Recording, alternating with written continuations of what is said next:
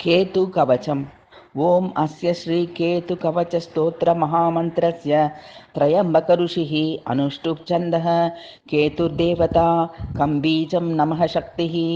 केतुरितिकीलकं केतुकृतपीडानिवारणार्थे सर्वरोगनिवारणार्थे सर्वशत्रुविनाशनार्थे सर्वकार्यसिद्ध्यर्थे केतुप्रसादसिद्ध्यर्थे च जपे विनियोगः।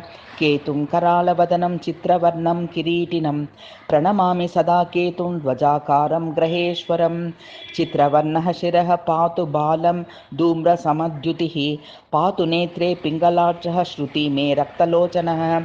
ज्ञानं पातु स्वर्णाभिश्चबुकं सिंहिकासुतः पातु कण्ठं च मे केतुः स्कन्दौ पातु ग्रहाधिपः।